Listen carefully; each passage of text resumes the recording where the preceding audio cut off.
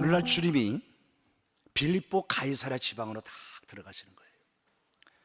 빌립보 가이사랴 그러면요, 사람 이름이에요. 빌립 가이사. 가이사 그러면 누구죠? 로마의 황제 이름이에요. 여러분 잘 알죠? 로마 황제의 이름을 따서 도시를 지으려면 이건 여러분 보통 일이 아니에요. 빌립보 가이사랴. 빌립은 누구냐면 헤롯 대왕, 우리가 보는 성경 헤롯 대왕의 아들이에요. 당시 헤롯 왕의 이름인 빌립과 로마 황제의 이름인 가이사 이름을 따서 빌립보 가이사랴라고 졌단 말이에요. 당시 황제의 이름 가이사를 따가지고 도시를 지으려면 적어도 두 가지의 조건이 이루어져야 돼요. 하나는 황제의 이름에 걸맞는 화려한 도시, 굉장히 웅장하고 화려한 도시를 만들어야 돼요. 두 번째는 로마의 황제는 신이에요. 그러니까 로마의 황제를 신으로 모시는 신전이 그 도시의 중심이든 어디든 반드시 있어야 돼요. 이 두 가지 조건이 충족이 돼야 황제 이름을 써요. 그러니까 이 빌립보 도시를 연상을 해야 돼. 뭐냐면 굉장히 화려한 도시다, 이것만 먼저 보면 돼요. 굉장히 화려한 도시다, 굉장히 큰 도시였을 것이다 생각을 해요. 그런데 이 도시에 예수님이 12명의 제자와 함께 들어가시는 거예요. 여러분, 예수님과 12제자의 모습은 어땠을까요? 예수님이 저처럼 이렇게 쫙 빼고 나왔을까요? 저는 있는 대로 없는 대로 오늘 멋을 줘 무지무진했습니다. 여기도 뭐 꽂고만 넥타이도 번쩍번쩍 빛나요 지금. 네? 머리도 오늘 그냥 다시 오늘 샤워를 3번 했어, 3번. 오늘 여러분 앞에 나오려고 기름 바르고. 괜찮아요? 보기에. 그런데 예수님은 이러지 않았단 말이에요. 예수님 머리도 장발이고 옷도 후줄구리 제대로 빨아라 입었겠어요? 그 더운 지방에 신내가 술나고. 예수님 옷이 꼬질꼬질해서 예수님의 제자들은 오죽하겠어. 남자들끼리 다니는데 지금. 그 예수님의 제자들까지 보면 나는 그래서 이렇게 표현한 거예요. 예수님과 그 일당들, 예수님과 그 일당들이 지금 그 화려한 도시 빌립보 가이사랴에 착 입장에 들어올 때 사람들이 이게 뭐야 지금 저 사람들 뭐야 다 쳐다봤을 거예요. 다 쳐다봤어요. 우리 안양 사람이니까 얘기합시다. 안양 사람들이 희한해요. 아무리 제가 이렇게 멋을 내고요, 강남에 가잖아요, 이상하게 안양 사람 티나는 거 있죠. 그거 왜 그런 거예요? 강남에 있는 목회하는 제 친구가 있어요. 강남 사람은 뭐 달라도 달라대. 그 친구는 다르대. 뭐 넥타이 하나 매도 무슨 똥이래. 그래서 무슨 똥 같은 거 매고 뭐 그런 걸 매고 나타나. 그리고 뭐 조인도 몇 명 안 돼. 뭐 20, 30명 모이는데 뭐 성탄절 헌금이 나왔는데 우리 교보다 더 나오는 거예요. 한 사람이 뭐 1억짜리 수표를 딱 냈대. 성탄절 헌금에 1억 수표를 냈대. 임 목사님 안양교회도 1억짜리 수표 내는 분들 계세요? 여긴 안양이니까. 강남은 그런 사람이 있대요. 강남은 뭔가 다른 것 같아요. 왜 우리 안양하고 이거 자동차 타고 가면 30분도 안 걸리잖아요. 근데 왜 안양 사람 티가 나냐고 도대체. 그거 희한해요. 여러분은 안 나는 것 같이 앉아있는데 내 보면 난다니까. 내가 안 나는 것처럼 그렇게 그러고 있지 마세요. 분명히 가면 그대로 가보면 안 되니까. 그러니 예수님은 오죽 나고 저 갈릴리 시골에 있는 사람이 가이사랴 빌립보 가이사랴 마을에 착 들어가서 사람들이 다 쳐다. 그런데 주님이요 거기에 딱 쓰셨어. 아마 신전 앞에 섰을 것 같아. 딱 쓰셔서 뭐라 그러냐면 사람들이 나를 누구라 하느냐 그래요. 이거는 제자들이 그래요.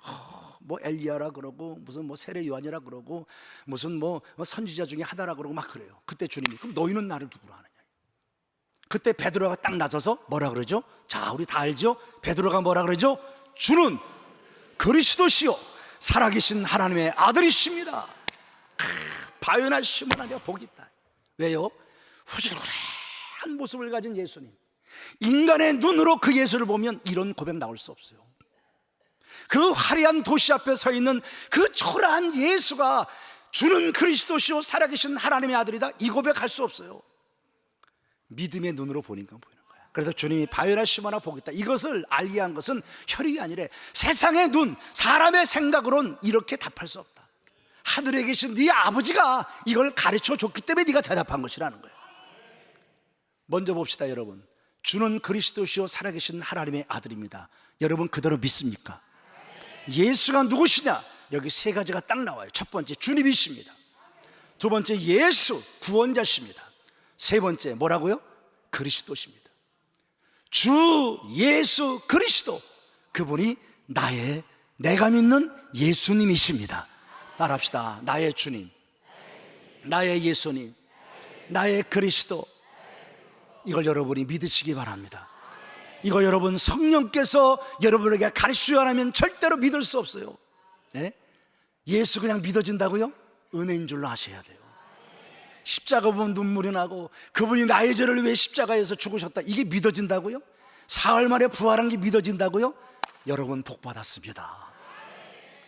세상에 여러분 뭐 서울에 있는 최고의 대학교를 나오고 박사가 몇 개 되고 이런 데서 이게 믿어질 것 같습니까? 안 믿어집니다. 성령께서 역사하시기가 믿어진 거요. 오늘 이곳에서 여러분이 이 사실을 믿는다면 여러분이 이미 복받은 사람이에요. 믿음의 사람은 복받은 사람이 복받은 사람. 주님이 말씀하십니다. 너 복이 있다 진짜. 이런 사실을 알게 한 게 복이 있다. 그러니까 여러분이요 교회 생활할 때도요 항상 믿음의 눈으로 봐야 돼요. 나의 목사님도 인간의 눈으로 보면요 때로는요 우리보다 못할 때 있어요. 저도 우리 교회요 저보다 훨씬 잘난 분들 많아요. 저보다 훨씬 공부 많이 하고 대학교 좋은 데 나오시고요 저보다 더 인격도 더 뛰어나신 분이 있어요. 저보다 내가 존경스러운 분들이 있어요. 제가 저보다 훨씬 낫어요. 밥도 나보다 더 많이 먹고요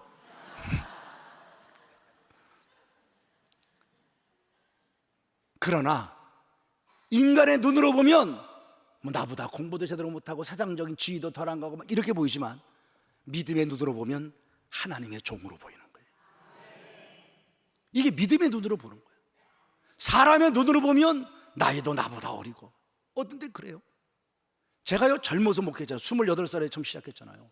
30岁 안수를 받고 그리고서는 이제 목회를 시작할 때 저보다 교인들이 나이가 많잖아요. 우리 한국 교인들은요 나이가 많고 적은 거에 대한 체크를 많이 합니다. 자기보다 나이가 좀 어리면요 은근히 깔라 그래요. 이렇게 한국 사람들 그게 좀 있어요. 그죠? 어느 목사님이요 50이 넘으신 분인데 은퇴할 때가 70이 거의 가까이 된 그 장로님이 계셨대. 그 장로님이 기도할 때마다 뭐라 하냐면 어린 종 하더래. 50이 넘었는데 어린 종. 그 목사님이 하시는 얘기가 그 기도할 때마다 속이 뒤집어진다는, 이제 나도 늙어가는데 무슨 어린 종 그분한테 자꾸 어린 종으로 보이는 거예요. 그게 제가요 저희 교회에서 어떻게 가르쳤냐면 여러분의 나이가 얼마든 나는 여러분보다 한 살 더 많습니다 그랬어요. 그래서 목사님 올해 연세가 어떻게 되세요? 물어봐요 어느 분이. 그럼 권사님 올해 몇이요? 그럼 내가 오늘 68이야 그래요. 그럼 나는 69요. 한 권사님 나는 지금 75야 그럼 난 76이요. 나는 교회에서 항상 한 살 더 많아. 그래 누구 와도 다 친구가 된다 이게. 20살 먹은 사람한테 난 21살이야 30 먹은 사람한테는 31야 나는 처음부터 그렇게 가르쳐. 처음부터 우리 교인들한테. 그래서 우리 교회에서요 누가 나이가 제일 많아요? 그럼 목사님이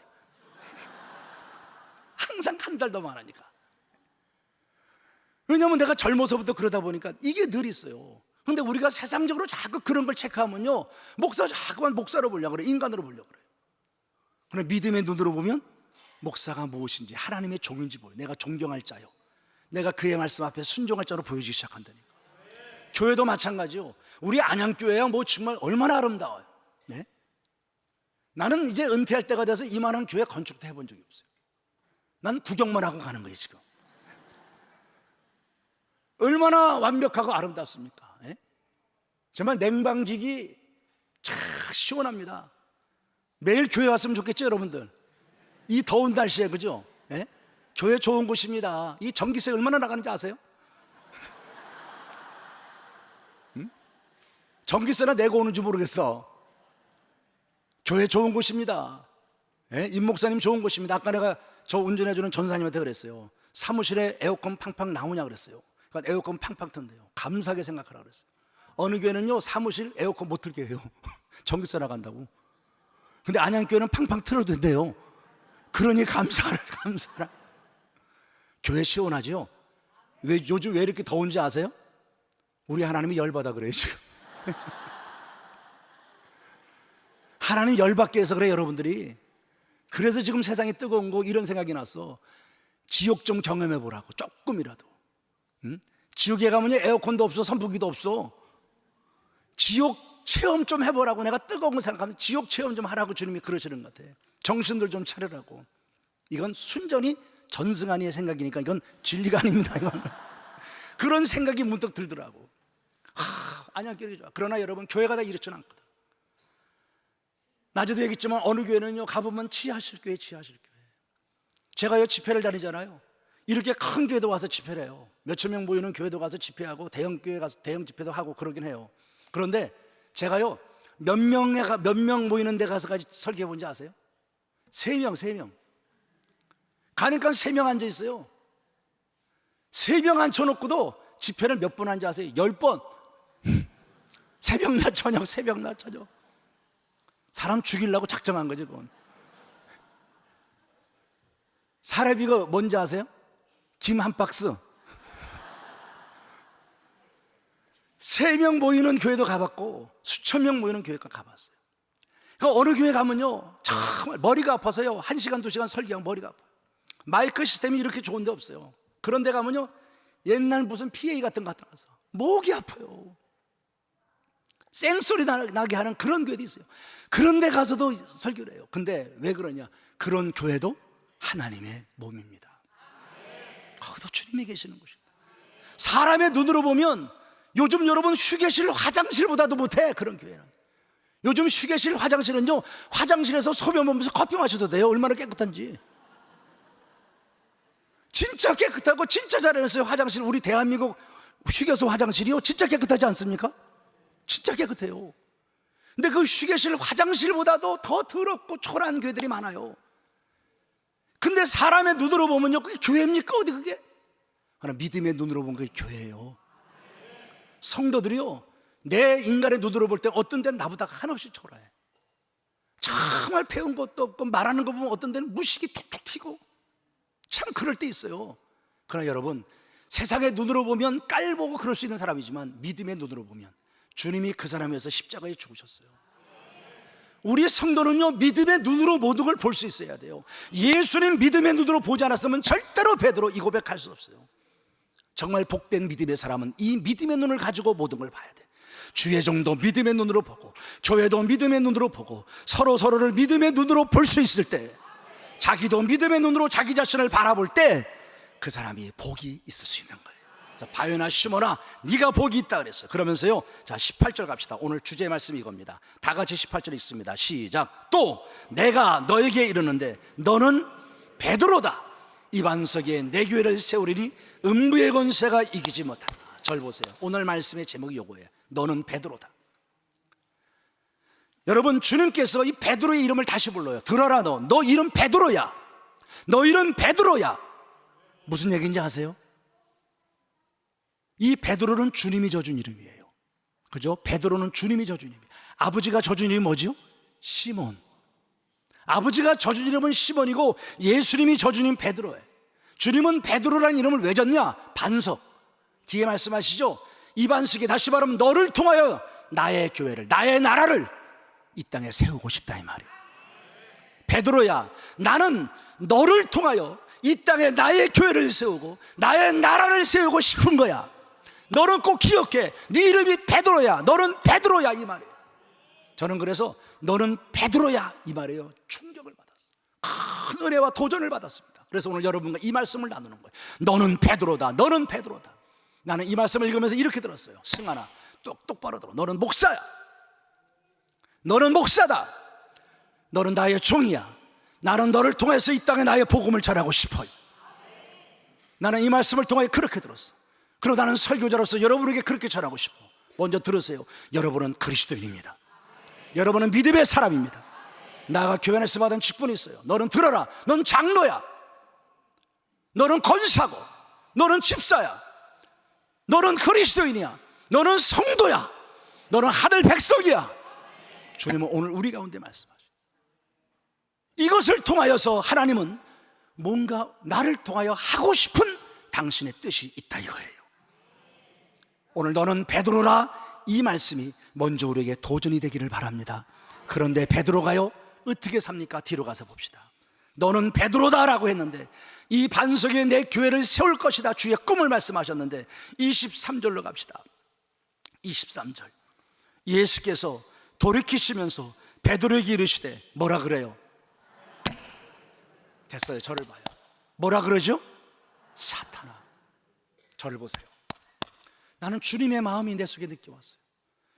베드로야, 너는 베드로다. 내가 너를 베드로라고 명한 그 이유가 있어. 넌 베드로야. 난 너를 통해서 내 교회를 세우고 싶고, 너를 통해서 나의 나라를 세우고 싶고, 너를 통해서 나의 뭔가 원하는 일들을 시키고 싶어. 난 너한테. 이게 주의 마음이에요. 그래서 너는 베드로를 하셨는데, 그 베드로한테 주님이 뭐라고 불러요? 사탄아. 하루가 지난 것도 아니요, 며칠 지난 거 아니요, 곧바로 다음 시간이야. 너는 베드로야 라고 말씀하시던 주님이 사단아 라고 말할 때 주님의 마음이 얼마나 아팠을까. 정말 그 베드로가 베드로다운 베드로의 삶을 살기를 원하셨는데, 주님이 그 입으로 사단아 라고 말씀하셔야만 했을 때 그분의 마음은 얼마나 아팠을까. 그것이 내 마음속에 확 부딪혀오는데 너무 가슴이 아픈 거예요. 목사가 목사로 살아야지, 장로가 장로답게 살아야지, 권사가 권사답게 살고, 집사가 집사답게 살고, 그리스도인이 그리스도인답게, 성도가 성도답게, 하늘 백성이면 하늘 백성답게 살아야 되는데, 고작 우리가 이 땅 가운데서 살아가면서 물질 때문에, 육체 때문에, 육신 때문에, 세상의 정욕 때문에, 세상의 쾌락 때문에 사단아 라고 하는 이 소리 들으며 살아야 된다면, 이것이 어쩌면 오늘날 우리 기독교의 비극이 아니냐. 여러분, 우리 바뀌어져야 돼요. 주님의 마음, 주의 소원 안에 설 수 있는 진정한 베드로, 그 베드로의 삶이 우리 가운데 있어져야 된다. 여러분이 성경을 보면 알지만 시몬 베드로 그러잖아요. 복음서 보면, 복음서 그럼 마태, 마가, 누가, 그죠? 그리고 제4복음서로 명칭되는 게 요한복음이에요. 이 복음서들, 이 4개의 복음서에 예수님의 행적이 나오고 베드로의 얘기가 나와요. 거기 나올 때마다 여러분이 보시면 알지만 시몬 베드로가 섞여 나와요. 이렇게 생각하면 돼요. 시몬이라고 할 때는요, 베드로가 인간적인 행동을 할 때예요. 베드로라고 할 때는 그래도 좀 예수님의 제자다운 삶, 이게요 왔다리 갔다리 그러는 거예요. 어떤 때는 예수님의 제자처럼 베드로 같은데, 어떤 때는 시몬, 인간 노릇한다. 그래서 어떤 때는 시몬, 어떤 때는 베드로, 어떤 때는 시몬, 베드로 막 그렇게 섞여 써 있는 거예요. 복음서에 보면 어떤 때는 육신적으로 살다가 어떤 때는 좀 거룩해 보이고 말이죠. 꼭 누구 같아요? 안 그런 척하고 앉아 있어도 다 알아. 꼭 누구 같아요? 솔직하게 나 그럽시다. 자, 나도 할 테니까. 꼭 누구 같아요? 나. 너 그런 사람 없죠? 나. 어쩜 그러지? 나도 어떤 때는 목사 같아. 이 설교할 때는 진짜로 목사죠. 맞죠? 나 목사 같으죠? 안 같아요? 근데 집에 가면요, 어떤 때 목사 같지 않을 때 있어요. 집에 가면요, 더워갖고 옷들이 다 벗어버리고 팬티바람으로 앉아갖고요, 우리 딸이 이렇게 보더니 그래. 야, 우리 아빠 이 모습을 우리 집사님들이 보면 뭐라 그럴까?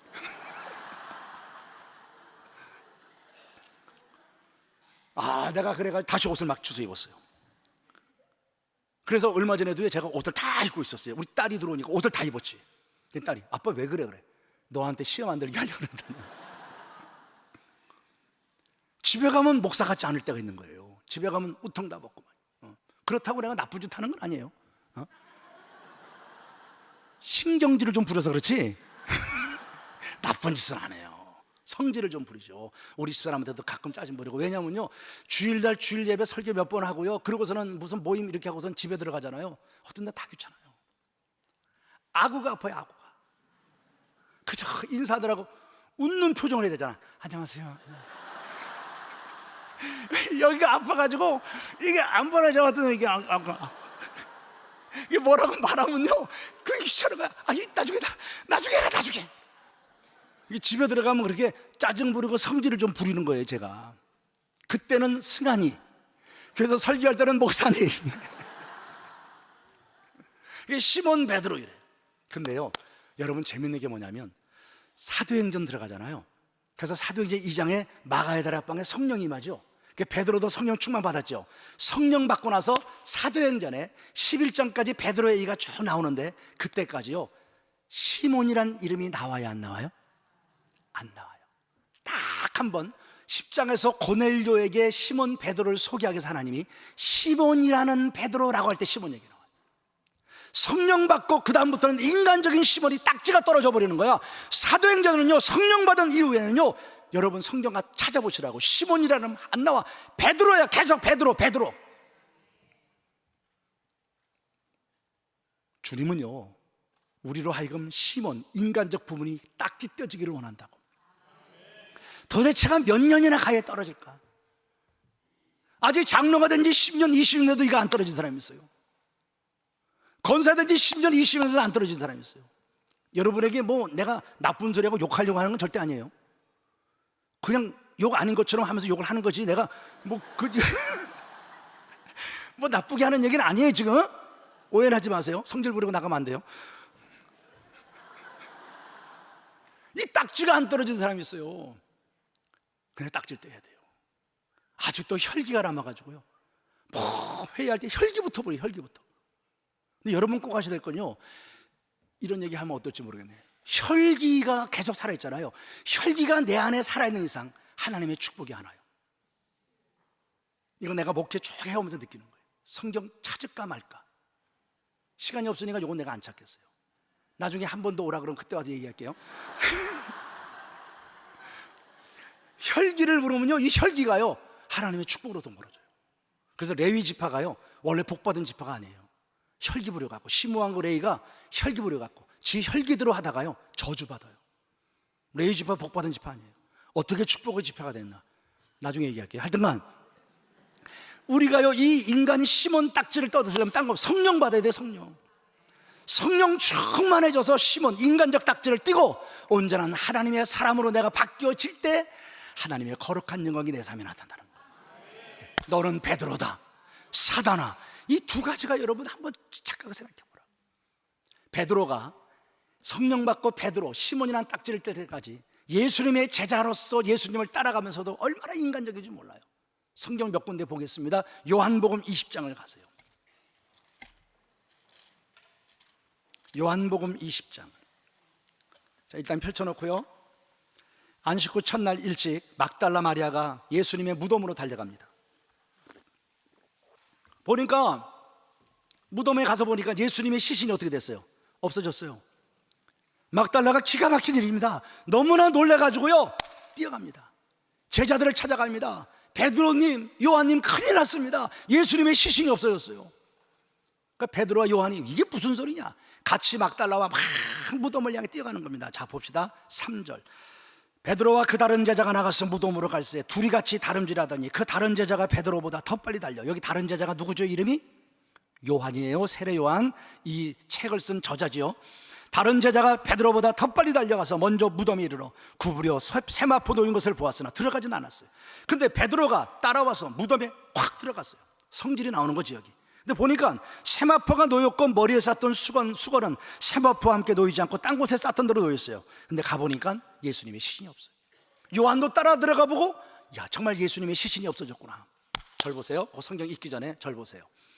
예수님의 시신이 없어졌다는 이 사건이 작은 일입니까? 큰 일입니까? 만약에 여러분이 부모님도 장례 치렀어요. 가서 무덤에 다 장례를 치르고 돌아왔어. 사모제들 하잖아, 세상 사람들. 사모제하러 갔어요. 갔는데 무덤이 파헤쳐지고요, 시신이 누가 가져가 버렸어 그걸. 여러분 어떻겠어 그러면? 시신 없어졌네? 그리고 그냥 올 사람 손 들어보세요. 한 사람도 없죠. 난리가 나죠. 이게 무슨 일이야? 난리가 날 겁니다. 난리가 날 거예요. 이리 뛰고 저리 뛰고 경찰에 신고하고 난리 날 거예요. 전부 그래요. 정말 내 부모의 신이 없어졌다면, 내 사랑하는 부모님. 그럼 제자들은 어떻게 했을까? 제자들도 난리가 나야죠. 성경 봅시다. 9절. 그들은 성경에 그가 죽은 자 가운데서 다시 살아나야 하리라 하신 말씀을 아직 알지 못했다. 10절 다 같이 읽어요. 시작. 저를 보세요. 이 말씀이 말이 됩니까 안 됩니까? 됩니까 안 됩니까? 안 된다고 똑같이 말합시다. 됩니까 안 됩니까? 안 됩니다. 왜 안 돼요? 예수님 시신이 없어졌는데 그래도 베드로와 요한이야. 예수님의 사랑받던 제자들이야. 그런데 아무 일도 없었던 것처럼 자기 집으로 그냥 갔대. 말도 되지 않는 얘기야 이게 지금. 아니 이렇게 무책임하고 이렇게 무관심할 수 있을까? 예수의 제자라는 사람들이. 막달라는 11절 보니까 어떡합니까? 울어. 여기 우리 성경에 운다고만 돼 있죠. 헬라 성경은요 땅을 치고 대성통곡하는 장면으로 써지는 단어예요 이게요. 그 새벽에 예수님의 시신이 없은 줄 알고요 통곡하고 꺽꺽 울어요. 이래야 되는 거예요. 이게 주님 사랑하는 모습인데, 베드로와 요한 예수의 제자라는 작자들이 예수님의 시신이 없었는데 아무 일 없었던 것처럼 각자 집으로 돌아갔대. 말도 되지 않는. 이게 베드로였어요. 찾진 않겠지만 예수님이 십자가에 못 박기 전 그 대제사장의 뜰에 갔을 때 베드로도 쫓아 들어가죠. 거기서 예수님 몇 번 부인해요? 3번이나 부인해요. 돌에 맞아 죽을 짓 한 거예요. 예수님 3번 부인해요. 3번. 그게 베드로였어요. 정말 철없는 사람이에요. 자, 우리 21장으로 가세요. 우리 그 말씀 앞에서 봤어요. 부활한 예수 만나고도 고기 잡으러 간다고 했어요. 항상 믿음의 사람은요 2가지로 싸우고 갈등해요. 생존이냐 사명이냐. 근데 우리가 이 사명을요 생존 이 문제 앞에 무릎을 꿇어요. 항상 베드로도 주님이 사명을 주고 부활한 모습으로 그에게 성령을 받으라라고 말씀하시고 만나주셨는데, 몇 번 만나주셨는데 베드로는 생존의 문제 때문에 고기 잡으러 간다 금을 들고 갔어요. 이거 철부지예요. 그리고 봅시다. 15절. 그들이 저반 먹은 후에 예수께서 시몬 베드로에게 이르시되 요한의 아들 시몬아 네가 이 사람들보다 나를 더 사랑하느냐? 그래요. 그러니까 베드로가 뭐라 그러죠? 주님 그러하나이다. 내가 주님 사랑하는 줄 아시잖아요. 영어 성경이 어떻게 되냐면 주님 그러하나이다 이게요 Yes Lord 그래요. 예 주님, 예 주님, 내가 주님 사랑하는 줄 알잖아요. 참 슬픈 얘기죠. 부활한 예수 만나고도 사명대표에 치고 물고기 잡으러 지금 이 호숫가에 와 있는 인간이 밤새도록 고기 잡고 한 마리 못 잡은 채 부끄러운 모습으로 주님이 오른편에 금을 던져라 해서 153마리 잡았던 인간이에요. 네가 나를 사랑하느냐? 라고 말씀하실 때 부끄러움이라도 좀 가져봐야지. 내가 정말 주님 사랑하는 자인가? 생각해봐야지. 아무런 생각도 없이 철부지 애들처럼 엄마 사랑해? 사랑한대. 얼만큼? 이따만큼. 사랑이 뭔지 못하는 애들이 이따만큼 사랑한다. 그 모습 똑같은 게 이거라니까. Yes Lord, yes, 예 주님, 예 주님. 아무 생각 없이 사랑한다고 떠드는 철부지 같은 애. 두 번째도 그래요. 두 번째도 물으시니까 뭐라 그러냐면 이렇게만 그러합니다 주님 그러하나이다 16절. 그런데 세 번째 17절 보세요. 세 번째 요한의 아들 시몬아 네가 나를 사랑하느냐 하시니 주께서 세 번째 네가 나를 사랑하느냐 하심으로 베드로가 뭐예요? 근심해요. 여기에 근심은 루페오라는 단어인데 가슴을 찢다는 말이에요. 가슴을 찢으며 슬퍼한다는 말이에요. 그때서야 베드로가 정신이 번쩍 나. 그래서 예슬로 하지 않아요. 예슬로도 하지 않고 뭐라 하냐면 주님이 아시잖아요. 주님이 나 같은 거 알잖아요. 내가 얼마나 바보 같은지, 내가 얼마나 철없는지, 내가 얼마나 모자란 인간인지, 내가 얼만큼 주님 마음 아프게 했는지, 내가 얼만큼 주님을 떠나서 내 마음대로 살았던 인간인지 주님이 아시잖아요. 그때서야 비로소 고백하는 거야. 그런데 이것도 철이 안 들었어. 그 다음도 봅시다. 이제 주님이요 18절 봅시다. 자, 재밌는 얘기들이에요. 좀 지루해도 보세요. 내가 진실로 진실로 내게 이른다. 네가 젊어서는 스스로 띠띠고 원하는 곳으로 다녔거니와 늙어서는 네 팔을 벌리리니 남이 너에게 띠띠우고 원하지 않는 곳으로 데려가리라. 이게 무슨 말이냐면 그 뒤에 말하죠. 마지막 베드로의 모습이 어떠냐. 여러분 우리 전설 알죠? 베드로가 어떻게 죽죠? 마지막 십자가에서 거꾸로 죽었다 그래요.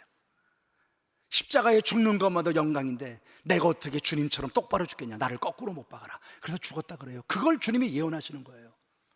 여러분 지금 이 장면을 주님이 말씀하실 때 베드로에게는 대단히 엄숙한 거죠. 마지막 자신이 어떻게 죽을 것인가, 어떻게 사명을 감당하다 죽을 것인가를 말씀하시는 거니까 대단히 엄숙한 시간이에요. 근데 베드로는요 이 엄숙한 시간에 뭐라고 대답하나 봐요. 20절 봅시다. 베드로가 돌이켜 예수께서 사랑하시는 그 제자 누구죠? 요한이에요. 요한이 옆에 있는 것을 보고 말합니다. 그는 만찬석에서 예수의 품에 의지하여 주님을 파는 자가 누구니까 묻던 자더라. 이에 베드로가 그를 보고 예수께 여짜오되, 읽어요. 시작. 주님, 이 사람은 어떻게 되겠사옵나이까? 절 봐요. 우린 지금 코미디를 보고 있는 겁니다. 말씀을 풀어보면 이게 코미디인 걸 알게 될 거예요. 자, 주님은 엄숙하게 말씀하십니다. 앞으로 네가 어떻게 죽을 거다. 내 사명을 감당하다가 어떻게 죽을 거야. 나를 따르라. 주님 그러셨어요. 그러면 베드로가 예 주님 알겠습니다. 다 그러고 나서야 되는 거 아닙니까? 그런데 요한을 보고 말이죠. 이 사람은 어떻게 돼요? 왜냐하면 베드로는 3년 동안 예수님 따라다니면서 지 눈에 가시가 누군지 아세요? 요한이야. 자기는 베드로는 예수님한테 늘 성질 이루고 있다가요 욕을 뒤지게 먹었어요. 여기 본문에도 사탄아 소리 듣고요 늘 그러고 있었다. 근데 요한은요 꼭 기집애가 됐나 봐요.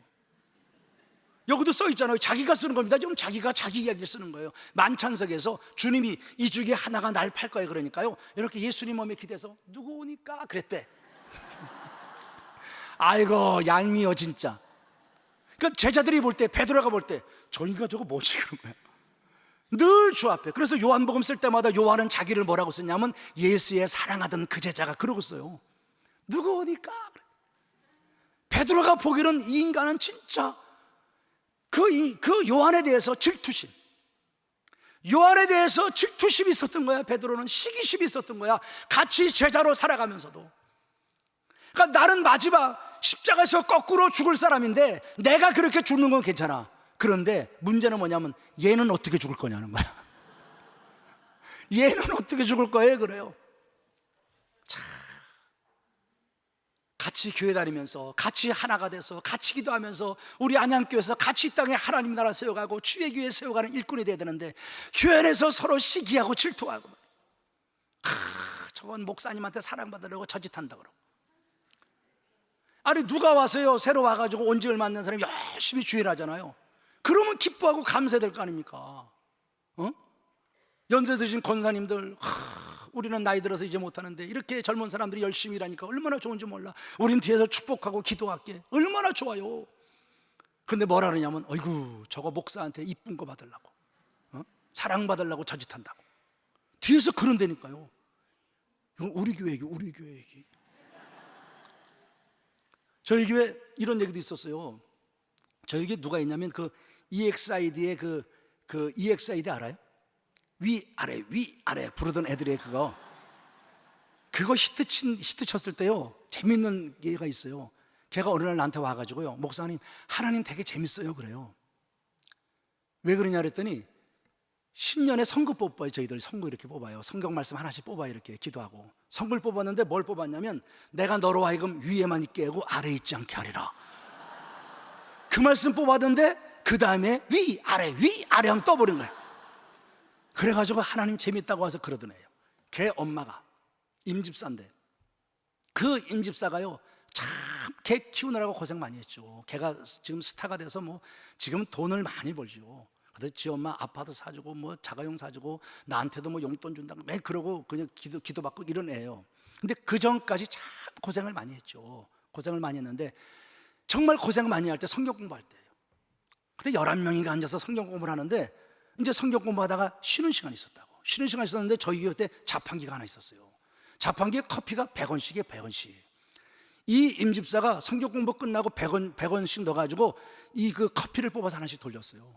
그럼 11명에 1,100원이야. 그런데 한 집사가요, 그거 그냥 100원짜리 커피 뽑아냐 그냥 마시면 되잖아. 뭐라냐면 돈도 없는 게 잘난 체 안 나다고. 저희 교회 얘기입니다. 저희 교회 얘기. 그래서 임 집사가 울고 불고 난리가 났어요. 교회 나가니 어쩌니 그러고. 왜 교회 그런 말들을 해야 되는지. 그 희한해요. 예? 그래서 교회 올 때 여러분들이요, 빨간 루즈 다 바르고 다녀야 돼요. 빨간색은 스톱이거든. 절대 말 못하게. 공주님들은 마스크 끼고 쓰고 다니고. 안양교회는 공주가 없다 그러니까 내가 감사해요. 공포의 주둥아리. 그 안양교회는 그 공주님들이 안 계시니까 그래도 참 이게 은혜스러운 게. 그런 분들 한두 분 있으면요, 목사님이 힘들어요. 진짜 힘들어요. 왜 그렇게들 말해야 되는지. 예? 오늘 보세요. 말들이 얼마나 웃기는지 보세요. 자, 그러니까 주님이 22절 봅시다. 예수께서 이르시되 내가 올 때까지 그를 머물게 할지라도 너가 무슨 상관이냐, 야 새끼야. 이건 내 얘기예요, 야 새끼야 하는 건. 주님은 그런 얘기 안 했어요. 내 얘기예요. 야, 내가 다시 올 때까지 요한을 그냥 살려둔다 할지라도 너하고 무슨 상관이 있는 건데 넌 군소리 하지 말고 나를 따르라 그래요. 주님은 그렇게 말씀했어요. 그런데 자 보세요. 23절 요한이 설명을 붙입니다. 이 말씀이 형제들에게 나가서 그 제자는 뭐 하다고? 요게 꼭 교회예요. 말 달라졌죠? 주님이 다시 오실 때까지 그 사람을 살려둔들 무슨 너하고 상관이 있냐, 주님이 그랬다고 베드로 책망하기 위해서. 근데 다른 제자들은 나가서 소리를 지르면서 말을 하는 거야. 야, 요한은 안 죽는데 희한하죠? 말이 막 불어났어. 안 죽는데. 그래서 요한이요, 자기 얘기니까 설명을 붙이는 거야.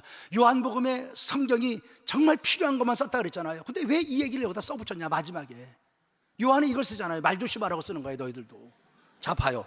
이 말씀은 형제들에게 나가서 그 제자는 죽지 아니하겠다 하였으나 예수님의 말씀은 그게 아니고, 죽지 않겠다는 것이 아니고 내가 올 때까지 그를 머물게 하고자 할지라도 너하고 무슨 상관이냐라고 했던 거야. 다시 쓰는 거야, 요한이 막. 하도 말들을 이상하게 하고 다니니까 이걸 다시 쓰는 거야. 이런 말씀을 여러분 좀 보면서 중요한 말 같지 않지만 중요한 얘기라고. 이게 베드로가 이렇게 철부지 없었어요. 이 베드로한테 주님이, 야, 너는 베드로야. 너 시몬으로 살지 말고 넌 베드로야. 난 너를 통하여 멋있는 일을 하고 싶어, 이거야. 너는 사람을 세워주는 사람이 되고 하나님의 나라를 함께 세워가는 자가 되고 나의 교회를 세우며 주의 복음을 열방에 전하는 그 위대한 일에 네가 쓰여졌으면 좋겠어, 이거야. 근데 고작 하는 짓이 사탄아. 기가 막힌 얘기예요. 근데 왜 이렇게 되는가? 마태복음 다시 봐요. 다시 갑시다. 자, 22절을 보겠습니다. 베드로가 예수를 붙들고 뭐합니까? 항변하여 이르되 그래요. 주여, 그리 마옵소서. 일이 결코 주께 미치지 아니하리다. 그러서요. 여기 항변이라고 하는 단어가 여러분이 좀 이해해야 돼요. 우리 성경은, 옛날 성경 개역 성경은 간하여 이르되 그랬어요. 조금 바꿔서 항변이라고 썼어요. 조금 이제 의미가 가까이 왔어요. 이 뜻이 뭐냐면 에피티만이라는 단어가 써주는데 복음서에서 귀신을 꾸짖을 때 쓰는 말이에요. 좋은 말이에요, 나쁜 말이에요? 되게 나쁜 말이죠. 아주 거두적으로 이 아랫사람한테 명령을 내리고 호통을 칠 때 쓰는 말이 이게 귀신을 향하여 꾸짖을 때, 이 더러운 귀신아 나가, 이럴 때 쓰는 말이 에피티만. 이게 항변, 여기에 써준 단어 이게. 그러니까 베드로가요, 예수님을 어떻게 한 거예요? 꾸짖은 거예요. 아니 무슨 소리 합니까? 죽다니. 그냥 막말로 얘기해보게. 내가 무식하니까. 너 하나 죽으면 끝나는 게 아니야. 우리는 뭐가 되는데 지금. 우리 3년 동안 따라다니고 어떻게 되냐? 너 하나 죽으면 끝나는 것 같아? 절대 못 죽어, 너. 안 돼! 그거에 성질 부리는 거 지금 이게요. 이렇게 성질 부리고 이렇게 주님 앞에 꾸짖고 막 근엄하게 자기가 예수님 아래 두고 막 이런 게요, 누가 한 짓이에요? 이게 사단이 한 거잖아요. 그래서 사단아, 그럼 뒤에 봅시다. 사단이 하는 짓이 나와요. 내들어 물러가라. 이게 사단이 하는 짓이에요. 사단은 항상 앞에서 쫄랑거리게 만들어요. 양은, 어제도 말했죠, 항상 양은 목자의 뒤를 어떻게 해요? 따라가야만 사는 게 양이에요. 양은 앞장서 가면, 지가 앞에 가면 길을 잃어버리게 됐어. 이 눈썹이 길어가지고 멀리 못 본다니까, 양이. 그 양의 특성이라니까. 그래서 목자는 항상 앞서가는 거예요. 이게 셰퍼예요. 셰퍼는 앞장서 가요. 뒤에서 채찍질하는 거 뭐예요? 소무리를 모는 거예요. 카우보이들은 그런다고. 우리는 카우보이가 아니잖아요. 여러분 소떼가 아니잖아. 예? 여러분 소떼가 아니잖아요. 우리는 카우보이가 목사님들이 되는 게 아니고 목자거든. 앞장서 가는 거야. 그 뒤를 따라가. 근데 어느 순간 마귀는 뭐냐면요, 목자의 앞에 내가 서게 해서 쫄랑거리게 말어. 앞에서 이게 아니고 저기 아니고 이 길이 아니고 저 길이 아니고 자기가 그 짓을 하게 만들어. 이게 마귀가 하는 짓이에요. 주님이 사단아 내들어 물러가, 내들어 물러가, 나를 따르는 자가 되라 이 말이에요. 어느 순간 앞에 가버렸어. 두 번째 마귀가 하는 짓이 뭐냐면 너는 나를 넘어지게 하는 자다. 하나님의 거룩한 믿음의 사람은 넘어진 자도 일으켜 세우는 줄 믿습니다. 이게 믿음의 사람이야. 넘어진 자도 이렇게 세워야 돼. 시험 들어 넘어지고 상처받아 넘어지고 삶의 고단으로 넘어진 자들을 믿음으로 위로해주고 함께 기도하면서 함께 일으켜서 함께 손잡고 주의 나라에 향하여 달려가는 것이 믿음의 사람이란 말이지. 근데 마귀가 하는 짓은 걸려 넘어뜨리는 거야. 항상 좀 더 서서 가려고 그러면 넘어뜨리고, 뭐 좀 하려고 그러면 넘어뜨리고, 늘 시험거리 주고 늘 상처 줘서 교회 안 나오게 하고 믿음 생활 못하게 하고 충성 못하게 하고 상처받게 하고. 이게 마귀가 하는 짓이라니까. 너는 나를 넘어지게 하는 자다. 세 번째 마귀가 하는 짓이 뭐냐면 네가 하나님의 일을 생각지 않고 뭐 한다고? 사람의 일을 생각한다. 하나님의 나라의 일을 생각하지 않아. 사람의 일, 오늘 낮에도 말했지만 인간적 생각을 하게 하는 거야. 세상적 생각을 하게 하는 거야. 사람의 계산만 하게 하는 거야. 인간적 계산만 하게 만드는 거야. 자기의 지식이 한계 이성으로만 머리를 빼글빼글 굴리며 살게 만드는 거야. 이게 마귀 짓이거든. 믿음의 사람은 믿음으로 생각합니다. 은혜로 생각한다는 거요. 마귀 짓은 세 가지. 마귀는 요 세 가지를 우리 가운데 갖고 와요. 베드로가 한순간 이게 걸려버린 거야. 한순간 여기에 걸려가지고 사단아 내들어 물러가라. 너는 나를 넘어지게 한다. 네가 하나님의 나를 생각지 않고 사람의 일을 생각한다. 그래서 어느 순간 사단이 된 거예요. 우리가요 아름다운 베드로의 믿음의 삶을 살기 위해서 진짜 중요한 게 뭐냐면 바울의 고백대로 나는 날마다 십자가에서 죽는다는 거예요. 믿음의 삶의 역사는요 얼만큼 내가 주 앞에서 죽어지느냐의 과제지 얼만큼 내가 잘 사냐의 과제가 아니에요. 얼만큼 내가 죽어지냐야. 내가 죽어져야 되는 거예요. 믿음의 삶은 이거예요. 예수 안에서 죽고 예수와 함께 살면서 은혜의 길을 걸어가는 거예요. 이제 성경을 두 군데를 찾게 되고 그리고 제 이야기를 하면서 오늘 말씀을 마칠 거예요. 먼저 민수기 11장으로 가세요. 민수기 11장 10절부터 15절.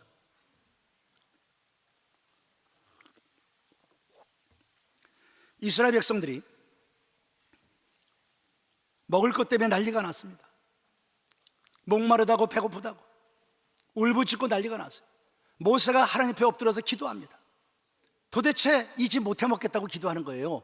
자, 여기 지금 모세의 기도를 이제 보면서 손을 내미세요. 손 없으신 분들은 그냥 발 내밀어도 되고 손 내밀고, 아니 이렇게까지 하면 힘드니까요. 이렇게 해서 뭐 할 거냐면 숫자를 셀 거예요. 내가 이렇게 나오면요 숫자 씻어요. 할 줄 알지요? 백성이 온 종족들이 각기 자기 장막문에서 우는 것을 모세가 들으니라. 이러므로 여호와의 진노가 심히 크고 모세도 기뻐하지 아니하여 모세가 여호와께 여짜오되 어찌하여 주께서 종을 괴롭게 하시나이까. 이제 나와요. 어찌하여 내게 주의 목전에서 은혜를 입게 아니하시고 이 모든 백성을 내게 맡기사 내가 그 짐을 지게 하시나이까. 이 모든 백성을 내가 배웠나이까. 내가 그들을 낳았나이까. 어찌 주께서 내게 양육하는 아버지가 젖먹는 아이를 품듯 그들을 품에 품고 주께서 그들의 열조에게 맹세하신 땅으로 가라 하시나이까. 이 모든 백성에게 줄 고기를 내가 어디서 얻으리까. 그들이 나를 향하여 울며 이르되 우리에게 고기를 주어 먹게 하라 온즉 책임이 심히 중하여 나 혼자는 이 모든 백성을 감당할 수 없나이다. 주께서 내게 이같이 행하실진데 구하옵나니 내게 은혜를 베푸사 즉시 나를 죽여 내가 고난당함을 내가 보지 않게 하옵소서. 몇 번 나와요? 야, 똑똑하세요. 14번. 이거 제대로 못 쉬는 분들 많아요. 저도 가끔씩 다 헷갈려가지고요. 근데 어떻게 한 번에 그냥 다 맞춰. 역시 안양교회. 제가 안양교회 출신이에요. 역시 안양교회. 멋있어요. 14번 나와요. 그저 내가 모세가요 하나님의 백성을 하나님을 의지하면서 하나님이 하시는 것들을 보면 자기는 앞장서 지도하며 나가는 거예요. 근데 이 자리에서 모세는 그 믿음이 사라졌어요. 내가 살아있어요. 내가 이 백성을 이끌어가야 돼요. 내가 먹어야 돼요. 그래서 내가 이 백성을 낳습니까? 내 책임이 너무 중하여 내가 감당할 수 없는, 내가 어디서 먹을 것을 갖다 이 사람들 먹여야 됩니까? 너무 힘든 거야. 내가 하니까, 내가 해야 된다 생각하니까. 결국 결론이 뭔지 아세요? 죽고 싶은 거예요. 결론은 죽고 싶은 거예요. 그래서 주님, 나를 즉시 죽여서 그러나요. 여러분, 예수 믿어도요, 내가 살아서 내가 해야 된다 생각하면 좀 힘들어요. 집에서요, 부모 노릇하는 거, 엄마 노릇하는 거, 아버지 노릇하는 거, 아내 노릇하는 것도요, 내 인각과 하는 건 힘들어요. 그래서 때로는요, 우리들 그런 소리 많이 하죠. 너무 힘들고 아무도 이해해 주지 않으면 결국 나오는 게 뭐냐면 죽고 싶은 거예요. 그래, 내가 가서 죽으면 된다. 나 하나 죽으면 되지. 딴 년 만나 잘 살아봐라 이거야.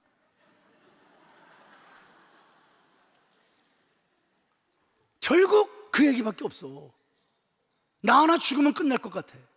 성경에요, 하나님 앞에 죽여달라고 한 사람이 세 사람이 나와요. 한 사람이 여기 모세고요, 두 번째 누군지 아세요? 요나. 박넝쿨 앞에서 박넝쿨이 사라지니까 죽여달래. 요나 성질 대단했던 사람이잖아요. 우리 주님이 다시스로 가라 그래요. 안 가요. 니느웨로 가라 가요. 안 가요. 다시스로 도망가요. 풍랑을 만나요. 배가 풍랑마다 뒤집어져 이제 파산 위기가 왔어요. 배 밑에 잠자고 있는 걸 선장이 끌어올려요. 너 누구냐? 나는 하나님의 선지자고, 이스라엘의, 말은 얼마나 잘하는지 막 줄줄줄 나와요. 뭐 신앙 고백까지 팍팍 나와요. 그때 선장이요, 어떻게 하면 좋겠냐 이거야. 아니, 요나가 알았지. 지금 이 풍랑이 일어난 이유는 나 때문이래. 내가 주의 말씀 불순종해 가니까 주님이 지금 풍랑을 때려서 지금 이러는 거래. 너무너무 잘 알아. 그런데 요나가 하는 짓이 뭔지 아세요? 자기를 바다에 어떻게 해요? 던지래. 자기를 바다에 던지래. 그러면 잔잔해질 거래. 여러분, 요나가 회개하는 심정으로 바다에 들어가는 걸까요? 절대 아니죠. 성질머리가 못돼 먹은 거예요. 우리 같으면 어떻게 되죠? 답이 뭐죠? 뱃머리에 무릎 꿇고 앉아서 하나님 잘못했습니다, 가겠습니다, 다시 가겠습니다, 용서해 주세요, 그래야 되는 거예요. 근데 뭐라 하냐면 하나님 앞에 대드는 거예요. 나 하나 죽으면 끝나는 거지. 나 죽어버린대. 지가 뭐 심청이라고 나 바다에 던지래. 응? 요나가 그러고 큰 소리 쳐요. 하나님이요, 이 요나가 성질이 이런 줄 알았어. 저놈의 새끼는 절대 회개하지 않고 성질 부리다가 분명히 뛰어들어올 거야. 아시고 이미 큰 물고기를 준비해 놓으셨어. 하나님이 저놈의 새끼는 절대 회개 안 해. 저건 지 성질 갖고 팔팔팔 뛰다가 말이지 분명히 뛰어들어올 거야. 주님이 아시고 큰 물고기를 준비하고 있으니까 아니나 다를까 혼자 난리 피다 뛰어들어온 거야. 그 주님이 얼른 잡아볼게. 그리고 뱃속에 들어가서 사흘 동안 그때서 기도가 터져요. 근데 문제는 뭐냐면요, 3장에 가서 보면 그렇게 울며 기도했는데 변하지는 않았어. 니누의 길이 사흘 길인데 하루만 가요. 딱 3마디 떠들어요. 그리고 내 말대로 되나 하고 산에 올라가서 탁 있는데 햇빛이 나니까 박넝쿨을 주님이 주니까 거기 머리 뒤밀고 있어요. 그런데 니누의 성이 망하지 않는 거야. 박넝쿨은 아침에 다 하나님이 벌레가 와서 갈라먹게 하고, 그러니까 성질 부리고 뭐라 그래요? 나 죽여달래. 나 죽여달래. 그래서 요나가 죽여달라 그러는 거예요. 주님이 얼마나 인자하신지, 그런 기도 응답 안 해주는 걸 정말 감사하셔야 되는 거예요. 야, 네가 그러면 되냐, 그걸 죽여달라 그러냐. 난 천번에도 이거 죽어도 좋다는 거야. 난 죽여달라는 거야. 무조건 하나님 잘못했대. 근데 결국 요나는요, 하나님의 마음을 알고 침묵으로 끝나요. 신앙은요, 믿음이 깊어지면 깊어지고 아버지 마음을 알면 알수록 말이 적어지는 거예요. 철없을 때 떠드는 거예요. 철없으면 내가 잘났다고 떠들고 철이 들면 입이 닫아지는 거예요. 두 번째, 세 번째 사람이 엘리야잖아요. 엘리야가요, 비 오기를 그렇게 기도할 때 비가 오고요, 그랬던 사람이에요. 엘리야, 그죠? 능력 있었던 사람. 근데 이세벨의 말 한마디에 죽을까봐 도망가는 거예요. 얼마나 황당했으면 이스라엘에서 사역하던 선지자예요. 유다 강리로 도망가요. 지금 말하면요, 다른 나라로 도망간 거예요. 얼마나 저기에서 말 한마디가 그렇게 무섭더라고.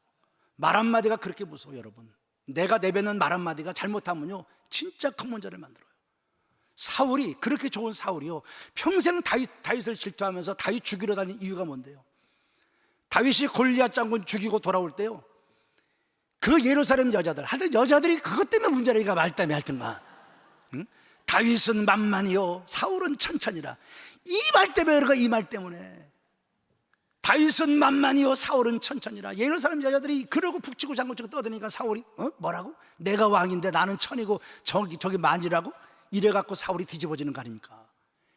근데 평생 그의 인생까지 다 말아버리잖아요. 말 한마디가 그렇게 무서운데 이세벨의 말 한마디에 돌아버린 거예요.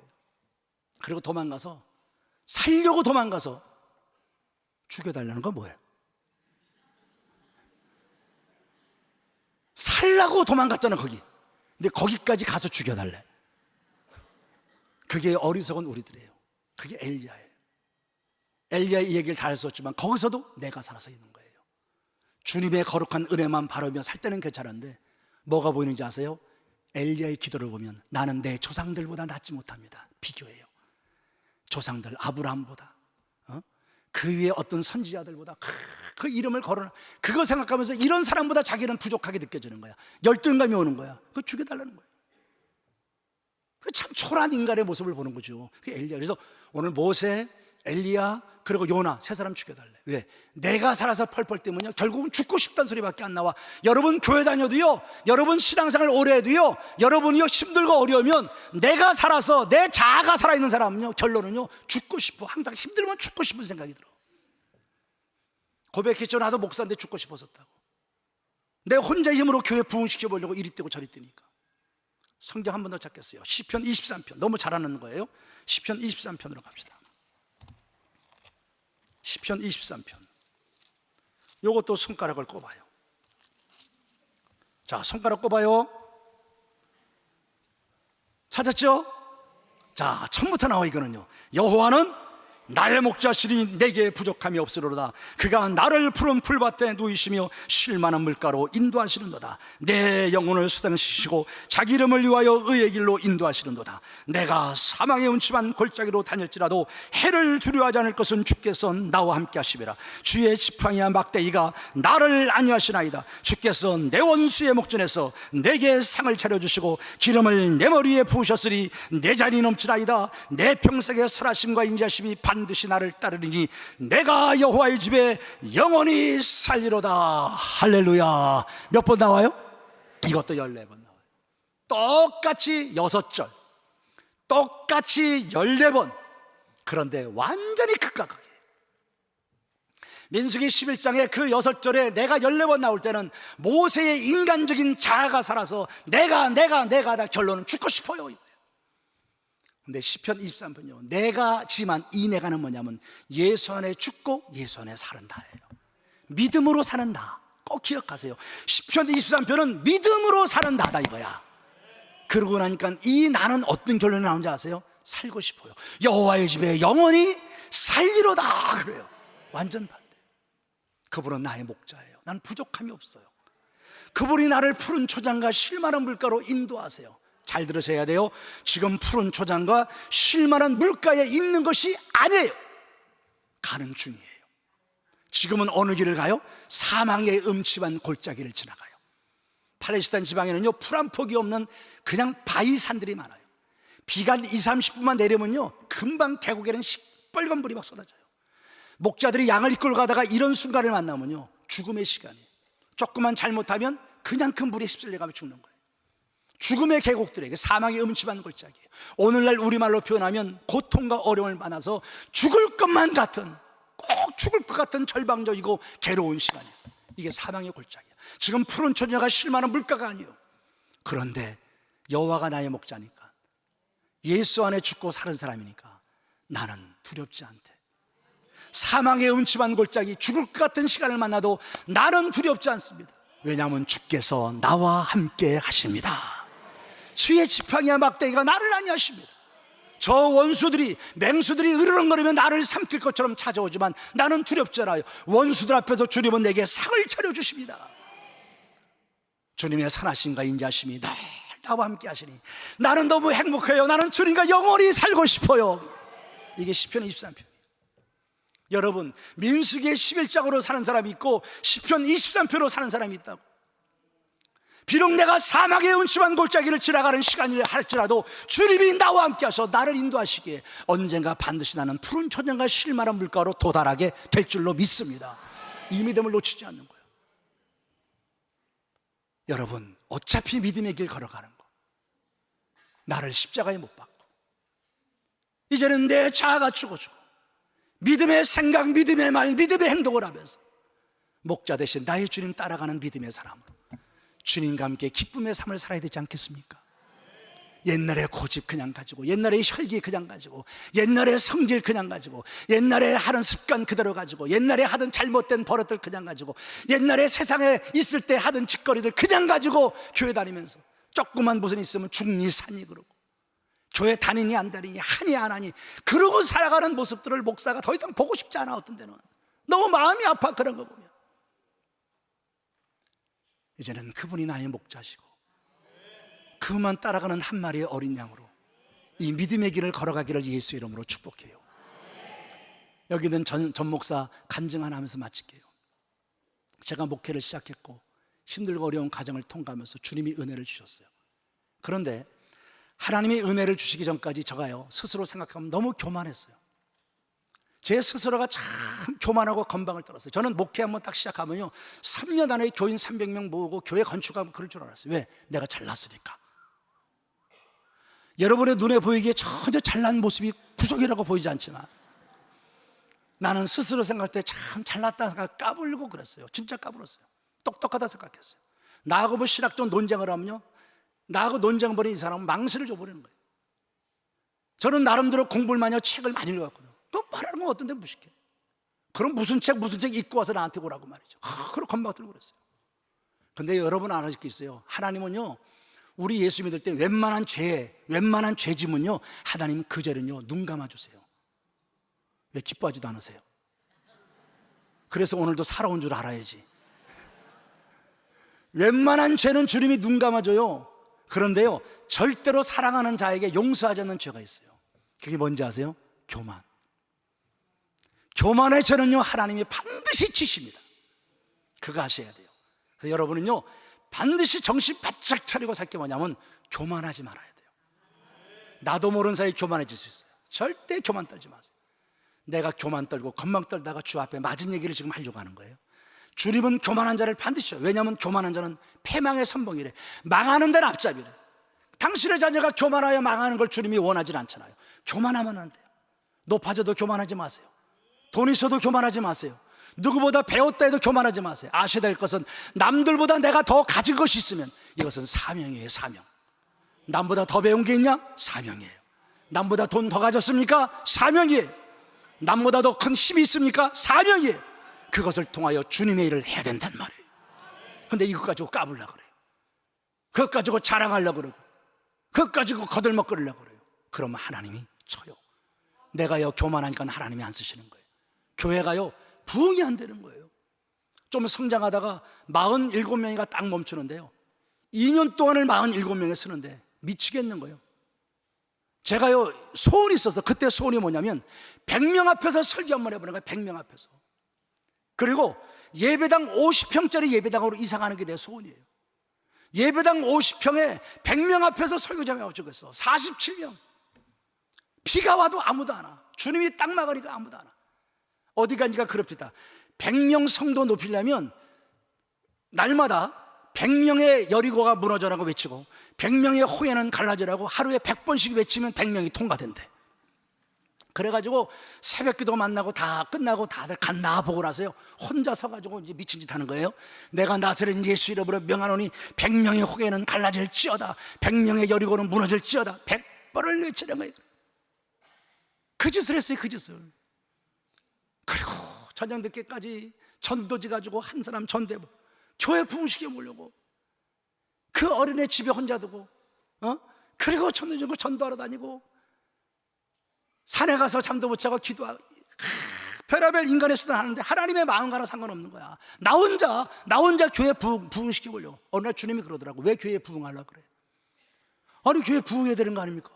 주님이 말씀을 안 하시더라고. 가만히 생각해 보니까 교회가 부흥하면 나한테 좋은 일이 많더라고. 딴 데 가서 자랑도 할 수 있고 좋은 차도 차고 더 좋은 집에 살 수 있고 전부 나 때문에 교회 부흥하려고 했던 거야. 내가 회개했잖아요. 그렇게 건방을 떨었는데 주님이 나를 부숴가기 시작합니다. 첫 번째 부서진 이유가 어떻게 부서지게 되냐면 교통사고를 만나요. 제가 저 건건리에 살게 됐잖아요. 거기 봉고차 끌고 다니는 거예요. 근데 갖고 있었던 봉고차가 얼마나 낡았냐면 우리 그 집사님이 사오셨는데 속아샀어. 사고가 나가지고 바닥에다 사갔어. 어느 날 봉고차를 끌고 신방을 가는데 집사님들 이게 세 분이 있었어요. 여기 몸이 좀 크긴 컸어. 그분들이 이렇게 뒤에 이렇게 앉았어요. 과속 방지턱 있죠. 털커덕 넘어가는 순간 퍽 소리 났는데 여기 보니까 세 사람이 없어져 버렸어요. 차가 밑이 쭉 빠져가지고 사라져 버리는 거예요. 그렇게 사갔던 차를 팔아버리고 뉴 베스타를 샀잖아요. 그거를 타고 새벽기도 갔다가 집에까지 가는 거야. 그 전주에 안양 문예관 생기 지 얼마 안 될 때 거기서 내가 찬양 공연을 했어요. 그 공연한 실황 테이프를 꽂아놓고 이걸 듣고 있었어. 앞에 어디냐면 장소가 안양 베네스트 골프장 삼성마을 그 앞이에요. 아시겠지만 옛날 왕복 2차선입니다 언덕 위에 거기 2번 버스가 다녔어요. 2번 버스가 서 있었고 뒤에 1톤 트럭이 서 있었고 제 베스타가 서 있었습니다. 그때 마침 우리 집사람은 새벽기도를 안 나왔어요. 나 혼자 거기 앉아서 찬양을 듣고 있는데 갑자기 빵 소리가 나. 그러고 난 까무러쳤어요. 정신을 차리니까 막 앵앵앵 거리고 막 난리가 났어. 저 사람 죽었다, 이거 교회차 탄 사람 죽었다 그러고 막 난리. 눈 떠보니까 차가 없어졌어. 내가 앉은 자리 빼놓고 이만큼이 다 사라져 버렸어요. 와서요 쓰레기차가 받은 거야. 군포 그 쓰레기 매립지가 안산에 있으니까 군포에 있는 쓰레기를 갖다가 새벽에 갖고 안산 매립지에 가서 싣고 계속 다니는 이 차야. 새벽녘에 이 사람들이 막 달리는 거야. 막 달리는데 우리가 서 있으니까 추월한 겁니다. 추월을 딱 하는데 저 위에서 승용차가 딱 내려오니까 이 사람이 다짜고치로 들어와 버린 거예요. 그래서 내 차를 밟고 1톤 트럭을 받고 2번 버스를 받고 그 언덕을요 밀고 올라가는 거예요. 얼마나 세게 받았는지. 그러니 뭐 어떻게 하면 나는 그래도 죽지 않고요 이 다리 쪽만 딱 그 멍이 들고요 살았어요. 병원에 들어갔다고. 병원에 들어갔는데 그때서 내가 깨달은 게 있어요. 병원에 누웠는데요 성령이 내 마음속에 주시는 말씀이 뭐냐면 이 쓰레기 같은 놈아, 이 쓰레기 같은 놈아. 왜냐하면 쓰레기차에 받쳤잖아요. 내가요 굉장히 똑똑한 줄 알았는데 내가 쓰레기들이니까. 그때 내가 두 가지의 진리를 깨달았습니다. 첫 번째가 뭐냐면 내가 가진 거 아무리 소중하고 귀한 것도 1초도 안 되는 시간에 다 사라질 수 있어요. 그게 인생이더라고. 그걸 깨달았고, 두 번째는 뭘 깨달았냐면 사고 나도 좋은 차에 바쳐야 되겠구나. 쓰레기차에 바치고 나니까 병원에 입원했는데 쓰레기 같은 거 봐. 쓰레기 같은 거. 내가 쓰레기가 되더라고 완전히. 그게 하나님의 음성이었어요. 그런데도 내가요 건방 떨고 아직도 깨지지 않았어요. 그러니까 하나님이 한 번 더 칩니다. 새벽 예배를 마쳤는데 그 지금 소곡마을 아세요? 소곡마을. 저 소곡마을이면 어디라? 신성고등학교 있는 쪽이에요. 그 앞에 저희 교회가 있었어요. 4층짜리 그 빌딩 앞에 거기 있었어요. 처음 교회를 거기서 시작했어요. 거기서 새벽 예배 마쳤는데 전화가 오더라고요. 그 전화를 받았어요. 받았더니 그 동네에 있는 아주머니야, 교인이 아니고. 그 아주머니가 뭐라 그러냐면 목사님 지금 빨리 좀 와달라는 거야. 자기 딸이 지금 귀신 들려갖고 좀 난리가 난대. 막 난리가 났대. 나는요 신학교 다니면서도 귀신 쫓아본 적이 없어요. 귀신 그러면 텔레비에서 전설따라가 뭐 그거 나오던 칼 물고 하얀 옷 입고 머리 푼 여자만 생각나는. 갑자기 무서워지는 거 있죠. 아니 귀신 들린 여자를 어떻게 내가 쫓냐는 거야. 근데 목사한테 오라고 부탁하는데 안 갈 수 없잖아요. 알았어요. 그래 전화 끊었어. 이거 어떻게 해야 되나 그러는데 내가 가진 성경책을 요만한 거고, 그때 우리 교회도 십자가가 이렇게 있고 이 앞에 저런 성경, 강대상 성경이에요. 근데 강대상 성경 저건 조그만데 저거보다 더 큰 거예요. 저 배가 되는 거, 저보다 저 큰 배 되는 성경이 있었어요. 그거 놨었어. 저는요 성경책을 바꿔 갖고 갔어요. 저거 갖고 가면 될 것 같아서 이거 두고 저 큰 성경책을 딱 바꿔가지고 이만한 거 여기다 딱 끼고 갔어요. 갔더니 중학교 2학년짜리예요 2학년짜리 애가 귀신이 들려가지고요 그 새벽녘에 잠옷바람으로 이리 뛰고 저리 뛰고 난렸어. 이 속을 안에 동네 사람들이 와가지고 구경하고 난리 났어. 근데 내가 어떻게 해요? 그걸 귀신을 어떻게 쫓습니까? 해본 적이 없는데 같이라도 구경하고서 찌르고 같이. 그랬더니 그 어머니가 와서 빨리 좀 뭐 하라는 거예요. 그래 할 수가 없잖아. 그래서 내가 빨리 하라니까는 어쩔 수 없이 그 아이 보고 말이죠 소리 질러서 야 이리 와봐 그랬어요. 그랬더니 중학교 2학년짜리 애가 야 이리 와봐 내가 부르니까요 나를 쫙 째려 부른 거예요. 나하고 눈이 딱 마주치는데 소름이 쫙 끼쳐. 이리 와봐. 그럼 나랑 눈 마주치는데 소름이 쫙 끼쳐서 내가 이러고 서서 있으니까 걔가요 나를 쳐다보면서 손가락질하는 거예요. 그럼 나한테요 막 뭐라고 내 흉을 보고 막 뭐라고 하는 거예요. 얘가 중학교 2학년짜리 귀신 들린 애가 그 소리 앉아서 다 듣는 거예요. 난 이러고 서서 동네 사람들이 있는 데서 한 5분 정도를 나한테요 막 욕을 하고 뭐라 하는 걸 내가 앉아서 다 듣고 있다가 도무지 안 되겠어 이러면 그래서 엄마를 불렀어요. 엄마 불러갖고 아주머니 죄송하지만 다른 목사 부르세요. 그래서 다른 목사 불러오세요. 그러고요 다시 이놈의 큰 성경 다시 끼고 다시. 야 지금 내가 웃으며 얘기하시는데 그때야 비참한 거예요. 개망신 당한 거 아닙니까? 그 전까지는 교인 중에요 새로운 얼굴이 보이면은 설교도 더 열심히 하고 이 사람한테 마음에 들어보려고 막 그랬거든. 근데 그 일 후에요 새로운 얼굴이 보이면요 새벽에 그때 있었던 사람 같아가지고 괜히 기가 죽고 그런 거예요. 목회가 힘이 없어지는 거예요. 귀신이 뭐지? 도대체 귀신이 뭐냐는 거야. 저희 신학교 다니면서 귀신 쫓고 이거 없었거든. 귀신이 뭔지. 나는 그저 열심히 기도하고 설교하면 되는 줄 알았더니 갑자기 귀신이야. 그래서요 안 되겠어요 도무지.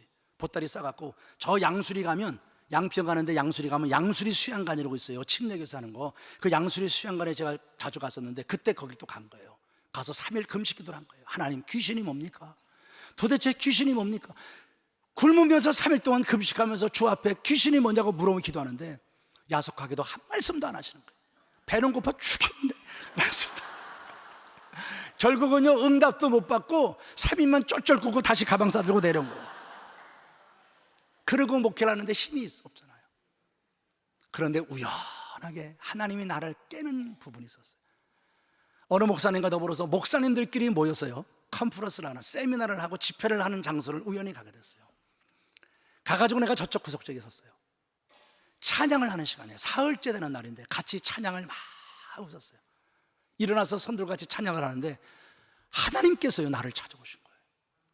3일을 금식해도 말씀하시던 주님이 찬양 그 시간에 갑자기 내게 오셨어요. 나한테 이렇게 말씀합니다.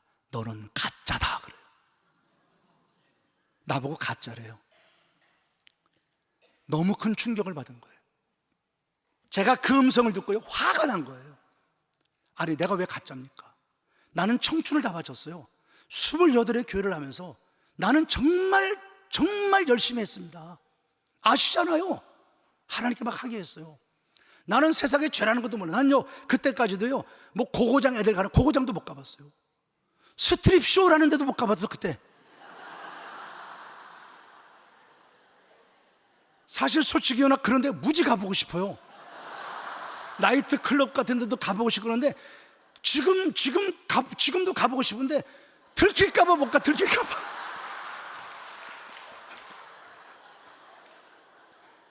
그런데도 내가 안 가본 사람이에요. 그저 28에 개척했으니 청춘을 다 바친 거 아닙니까? 하나님 내가 왜 가짜입니까? 아시지 않습니까? 막 울면서 대들었어요. 그랬더니 주님이요 가만히 계시더라고요. 조용한 침묵이 열리고 찬양들만 부르는 거예요. 나하고 하나님이 지금 씨름하는 거예요.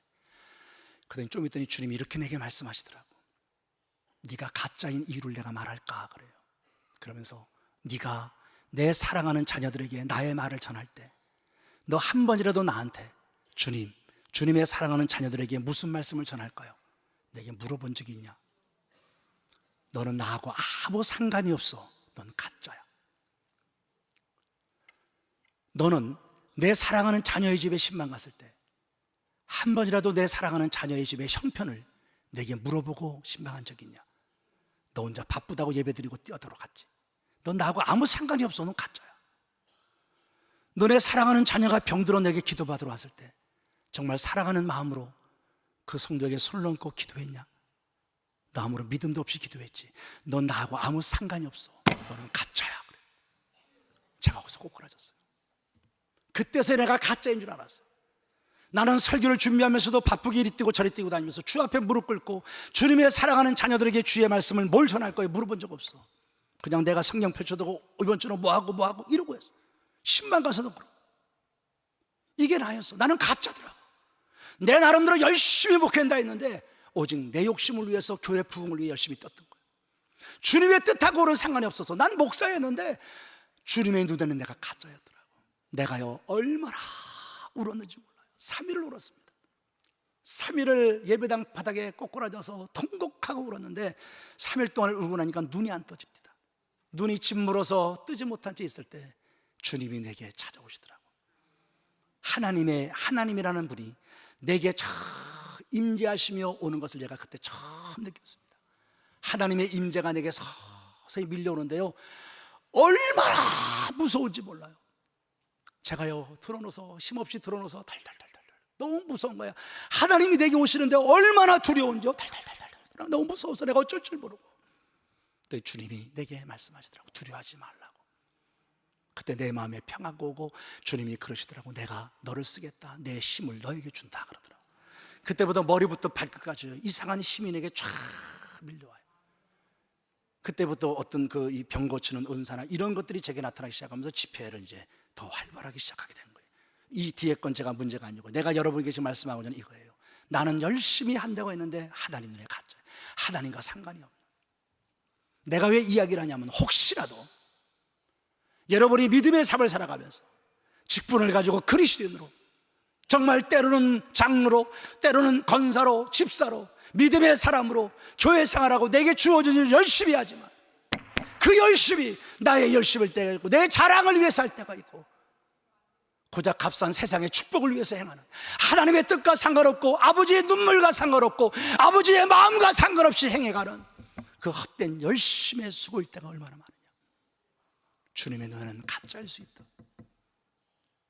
이 종은 10년 동안 죽으라고 목회했지만, 정말 굶어가면서 금식해가면서 그러고 기도하면서 목회했지만 아버지의 눈에는 아무 상관없는 가짜였었다. 이 부끄러움을 여러분에게 고백하면서 한번 우리도 돌아보라고. 너는 베드로다. 너는 베드로다. 주님이 말씀하시는 그 음성을 들어보라고. 너는 베드로야. 주의 마음, 나는 너를 통하여 뭔가 일하고 싶다는 거야. 그런데 사단으로 바뀌어가는 그 모습, 도리어 사단의 게임에 빠져 마귀의 앞장 노릇하고 있는 이 베드로의 모습을 바라보는 주님의 마음이 얼마나 찢어지겠냐. 오늘 이 말씀의 거울 앞에 우리를 비춰보시기를 바랍니다. 너는 그리스도인이야.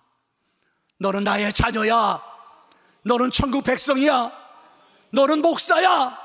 너는 전도사야. 너는 장로야. 너는 권사야. 너는 집사야. 나의 믿음의 사람으로서의 분명한 정체성, 나를 통하여 지금도 위대한 일을 행하기를 원하시는 살아계신 아버지의 그 마음을 우리가 가지고 다시 한번 새롭게 믿음으로 도전하며 주 앞에 큰 영광을 돌리고 그분으로 인하여 정말 행복하고 아름다운 복된 삶들을 더욱더 살아갈 수 있는 하나님의 사람들, 우리 안양교회 모든 성도들이 되어졌으면 정말 좋겠습니다.